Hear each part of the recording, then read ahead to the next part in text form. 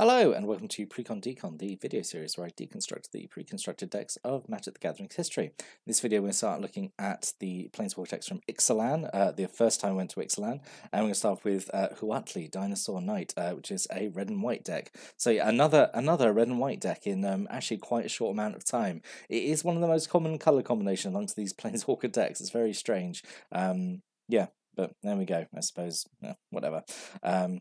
Let's look at the deck list. So we've got 24 creatures, 9 instants, 26 lands, and of course a single Planeswalker. We've got a mana curve off to the side there. So let's start by looking at Huatli herself, Huatli Dinosaur Knight, for a red and a white for a 4 loyalty Planeswalker, which is immediately not wonderful. Like 4 loyalty is pretty rubbish, honestly. And let's go through her abilities. You'll notice a theme. At least she's true to her name. So her +2 is to put 2+1/+1 counters on up to 1 target dinosaur you control. A -3, a dinosaur you control does damage equal to its powered type creature you don't control. And her -7, dinosaurs you control get +4/+4 to end turn. So yeah, there's a theme, obviously, there. And it's honestly a little bit disappointing. And the reason why is, so all the other Planeswalkers we've looked at so far in this series, they've been janky, sure. Like, none of them have been, like, great. You know, none of them have been amazing. But, I mean, like, some of them have been okay in their way. Like Tezzeret Master of Metal, I thought was okay. Like one of the first Nissa, the Nature's Artisan, I thought that she was pretty good. So what I'm getting at is they're all, they're still okay, and they can sort of go into, they could slot into kind of really any deck that matches their colours. Whereas Huatli here actually reminds me of original Nissa, like way back when Nissa's first Planeswalker card came out, which was, I think, in Zendikar, where all her effects only cared about elves. Like all her loyalty abilities were tied to elves in some way. Like you searched up elves, or you gained life equal to the number of elves you control, which meant she could only be going one type of deck. And that's my problem with Huatli here, is that if you wanted to take this deck and build it out and make it your own, you've got to to use Huatli, you've got to have dinosaurs, basically. So I'm not super keen when they have this, Planeswalkers have like a really narrow design like this. I think that works for, I don't know, obviously, like, rare legendary creatures or whatever. But yeah, for Planeswalkers, it doesn't feel right. I hope you get what I mean by that. So actually a little bit disappointing with Huatli. Obviously, the deck is full of dinosaurs, but yeah, that's the thing. If it wasn't, she'd be useless. But anyway, but yeah, all those abilities they're just kind of okay, aren't they? They're not. We've definitely seen better. And then her signature cards. So this is actually a bit of a first. Actually, the search spell is not a non-creature. It's not a sorcery. Like it's been up till now. We've got Sunblessed Mount. So 3 red and white for a 4/4. When it ends the battlefield, you may search your library or graveyard for Huatli Dinosaur Knight, reveal, put into hand, all that kind of stuff. So this is actually a bit of a change, because I say normally they have been sorceries. So this one's a creature. Obviously, it's very boring creature. It's like just 5 mana for a 4/4 with the tutor ability, but like at least it's a decently sized creature. It's on the board, I suppose. I'd rather that, I suppose, at least something that can be on the board and make a presence, rather than kind of like just saying like, oh, just gain some life and search up or whatever. But yeah, so this is okay, I suppose. What's not okay, I think, is the buddy spell here, the Huatli Spurring. So this is a difference as well, because normally it's before it's been a creature. So here now we have it as an instant. So 1 red mana, target creature gets +2/+0 to end turn, which is appalling for 1 red mana. But if you control a Huatli Planeswalker, that creature gets +4/+0 until instead, which is obviously better. But again, like all these buddy spells, it's relying on you having the one copy of Huatli out to make the effect semi-decent. Because without her, this is Bull Rush from I think original Zendikar, which was a very bad spell, because it was 1 red mana just for +2/+0, and that's all it did. And like red can definitely do better than this at this time. Like it can definitely have not like Giant Growth, because Brute Force was around, I suppose. I feel like there was one in Amonkhet, like Brute Strength or something. So red can definitely do better than this, like as a pump spell for 1 red mana. And the fact that this is uncommon, I know it's technically not an uncommon because, you know, it's got fixed distribution. It's only in this Planeswalker deck, but it's really not great as a pump spell. So yeah, really disappointing. And then the common is Huatli Snubhorn, just 1 and a white for a 2/2 with Vigilance. Like, sure, just like the most bland, boring card it could be, I suppose. But yeah, it's still it's serviceable, I suppose. And then the 2 rares in here actually I think are okay actually. So we got a single Burning Sun's Avatar, so 3 in triple red, which actually kind of hurts in a double color deck, but yeah, it is what it is.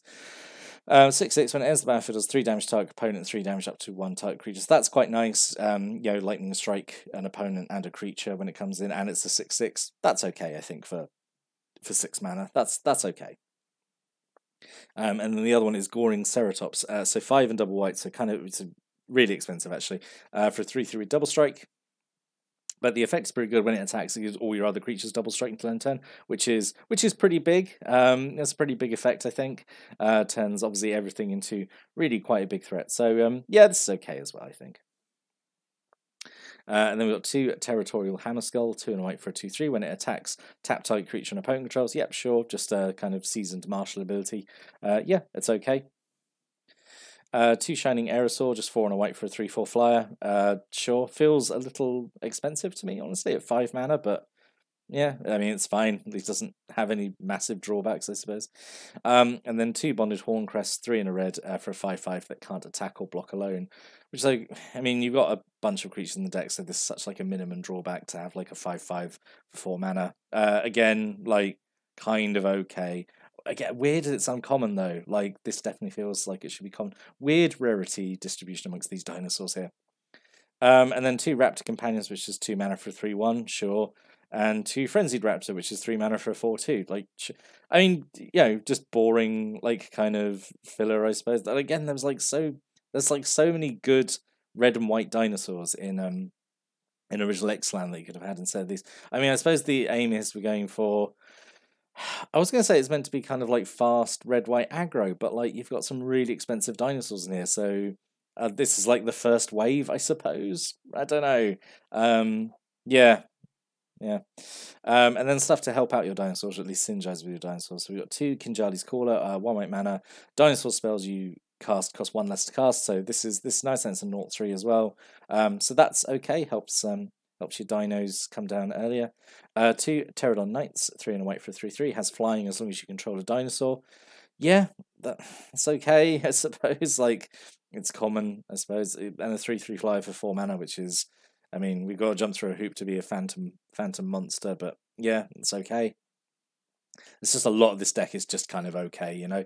Not because we haven't got any green cards in here, and green, I would say, was the best color for kind of cool dinosaur stuff in original Ixalan. You know, Colossal Dreadmore. No Colossal Dreadmore in the dinosaur deck. Absolute crime. And then 2 Tila Nally's Knight, so 1 and a red for a 2/2. When it attacks, if you control a dinosaur, you almost certainly will. It gets +1/+1 to end turn. So that's okay. It's a 3/3 when it attacks, and for 2, that's okay, I suppose. And then non-creature spells have got 2 lightning strikes, just 1 in a red, deal 3 damage to target creature or player. Yep, this is fine. Just really, really nice, efficient kind of burn spell. 2 rallying roars, 2 and a white. Creature you control get +1/+1 to end turn. Untap them. That's nice. Like a surprise untap effect is always nice, either as surprise blocks or to untap all your stuff that's attacked. So then it's ready to block next turn. Yep, it's all good. 2 Slash of Talons, 1 white mana, does 2 damage to target attacking or blocking creature. Yep, it's essentially like a white shock, isn't it? So that's fine. Oh, and that was it. and then 4 Stone Quarries. Are you getting fed up of seeing Stone Quarry yet? Guess what? We've got Woodland Stream in the next one again.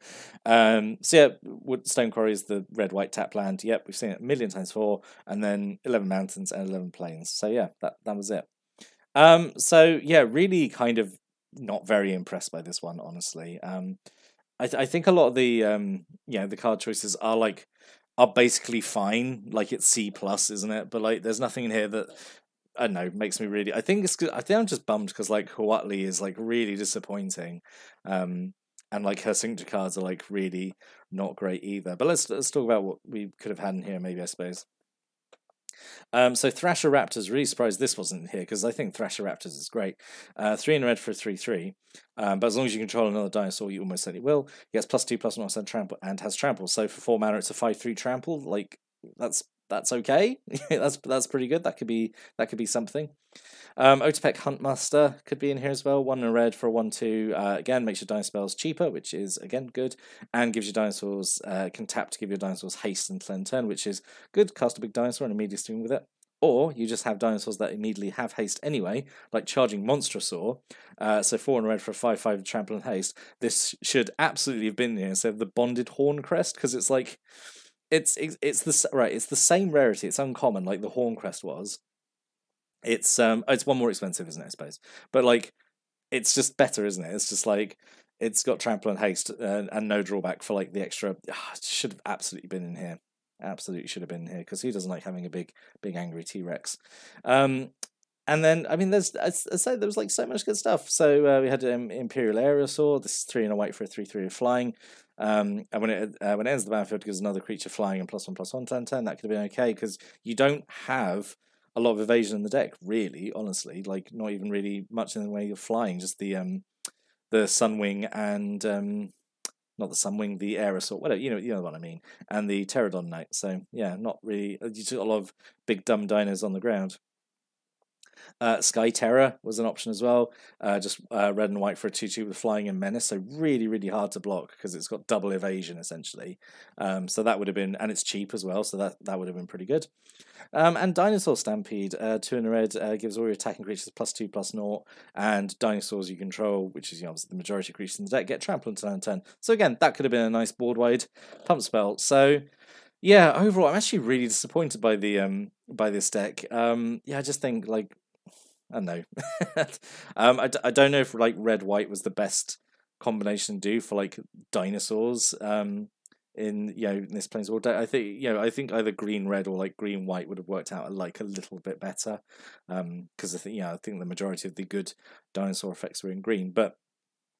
That's just what I think. If you have any thoughts about this one, or stories, or comments, or opinions about the deck or any of the cards in it, stick a comment below. I'll give those a read, but I'll be back next time to look at the second Planeswalker deck from Ixalan.